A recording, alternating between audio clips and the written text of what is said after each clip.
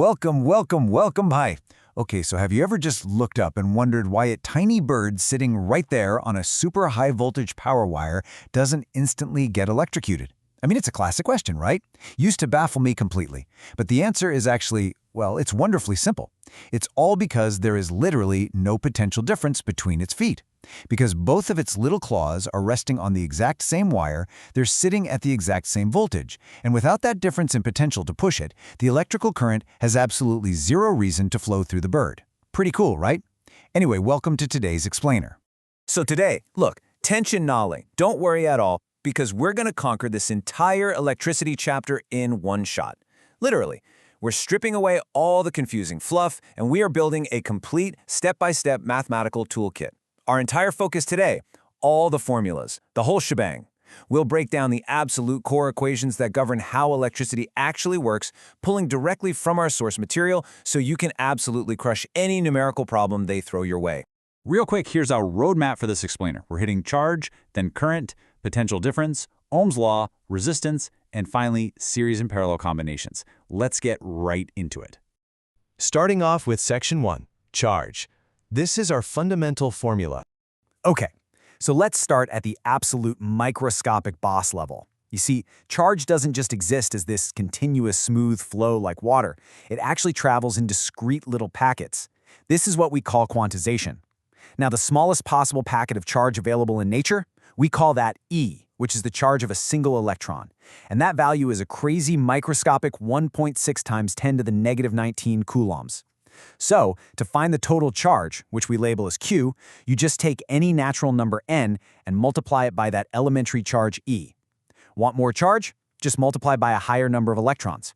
It's literally like walking up a staircase, you know? You can only go up one whole step at a time. There's no half steps here.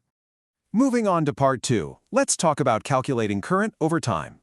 Now, let's see what happens when those little packets of charge actually get moving through a wire. The crucial thing to remember is that current is literally just the time rate of flow of charge. Think of it kind of like calculating speed, but for electrons. The formula is super straightforward. I equals Q divided by T. So, current, measured in amperes, is equal to the total charge in coulombs divided by the time in seconds. Let's actually put this into practice for a second. If you have a current of 10 amperes flowing through a wire for, say, 2 minutes, well, first, remember you've always got to convert that to standard SI units, right? So that's 120 seconds. Then you simply multiply the current by the time. 10 times 120 means a massive 1,200 coulombs of charge have physically moved past that point. All right, Section 3, work and potential difference. Here's the thing, though. Something has to actually exert effort to push that current through the wire. Charge doesn't just move on its own for no reason. And this brings us right back to our bird on the wire. Voltage, or potential difference, is defined as the amount of work done by a battery to push a unit charge from one point in a circuit to another. The formula? V equals W divided by Q, meaning voltage equals work done in joules divided by the charge in coulombs. The battery is essentially doing the heavy lifting here. It's doing the work to shove those electrons from the negative terminal over to the positive terminal. And if there's no potential difference, exactly like between the 2 feet of our little bird, then absolutely no work is done and no charge flows. Simple as that. Up next is Section 4, the big one, Ohm's law, the master equation. Okay, so we now have voltage, which is the push, and current, which is the flow, firmly locked in our mathematical toolkit. Let's connect them using the master equation from Sir George Simon Ohm. Ohm's law states that V equals IR. It's a massive deal in this chapter. Voltage and current are directly proportional to each other, assuming the temperature stays constant. That R right there, that stands as the constant of proportionality, which we know as resistance. Basically, if you double the voltage, you're going to double the current pushing through, as long as that resistance stays exactly the same. It is just an incredibly elegant and powerful equation. Let's quickly map out these 3 physical quantities, because keeping your circuit diagrams flawless is absolutely crucial. So, we have voltage, which is measured in volts by a voltmeter. And here's the kicker. This device always connects in parallel, for sure. Next, we have current. That's measured in amperes by an ammeter, and this guy always connects in series. Finally, we've got resistance measured in ohms. Seriously, memorize these connections, and I promise you will never draw a circuit diagram backward again. Moving right along to Section 5, the formula for resistance itself. We all know that R is the obstruction to the flow of charge, right? But what exactly dictates how strong that obstruction actually is? Let's totally deconstruct this formula. R equals rho times L divided by A. So first up, length, or L. This is directly proportional to resistance. Makes sense, right? A longer wire just means a longer, tougher path, so more obstruction. But take a look at the area of cross-section, A. This one is inversely proportional. This brilliantly explains why the main power lines outside your house are so incredibly thick. Increasing the area actually decreases the resistance. It opens up a wider path and lets way more current flow easily. Then we have that little symbol, rho. That's resistivity, and it's just a natural, built-in property of the material itself. Copper, for example, has a super low rho, making it an amazing conductor. Rubber?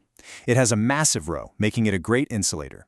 And finally, keep in mind that jacking up the temperature also increases resistance, mostly because it makes the atoms inside the metal vibrate a lot more, physically blocking those poor electrons trying to get by. Finally, we've hit the ultimate boss level, Section 6, Series and Parallel Combinations. It is time to manipulate that overall resistance by combining multiple components together. I really want you to take a second here and contrast these perfectly opposite rules. Okay, so in a series circuit, your components are connected end to end, like a chain. To find the total resistance, you literally just add them up. R equals R1 plus R2 plus R3. Now, because there is only one single path for the electrons to travel, the current going through each resistor remains exactly the same.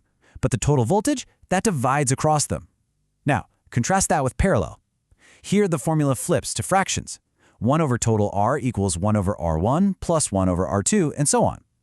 In this setup, components are connected right across the exact same shared joints. Because they share those exact same connection points to the battery, the voltage remains exactly the same across all of them. But this time, it's the current that branches out and divides. It's super cool. They are basically exact mirror images of each other. So, what happens when a board exam throws a terrifying, messy, mixed circuit at you? You know the ones where series and parallel parts are all tangled up together? Do not panic! Seriously, just follow this highly procedural trick. Step 1. Scan that circuit and find the parallel branches first. Treat them as the weakest link. Step 2. Attack them. Use the 1 over Rp formula to calculate their single equivalent resistance. And step 3. Once you've squashed that messy parallel branch down into a single clean number, you just add it directly to the rest of the series circuit. Boom! You systematically turn a crazy complex web into a simple, straight line. Okay, before we wrap this up, let me give you an RDX explosive trick pulled right from our source material notes, courtesy of RockShox Sir. If a question ever asks you to squeeze the absolute maximum resistance out of a handful of resistors, what do? String them all together in series. Addition always makes the number bigger. But on the flip side, if you need to create the absolute minimum possible resistance, you stack every single one of them in parallel. Using those fractions makes the overall resistance absolutely plummet. So remember, series maximizes, parallel minimizes. It is a foolproof shortcut for your exams. So to close things out, I want to leave you with this provocative little thought experiment. If stacking resistors in parallel continuously drives the total resistance down further and further, what would theoretically happen to the total current in the circuit if we kept adding infinite parallel branches to a single battery? Think about it.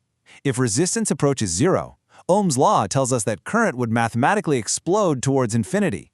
Crazy, right? Well, you now possess the complete mathematical toolkit to model exactly how that happens. You've mastered charge, current, voltage, Ohm's law, and all the rules of circuit combinations. Thanks so much for joining me today to decode the formulas of electricity, right here on The Explainer. Catch you next time.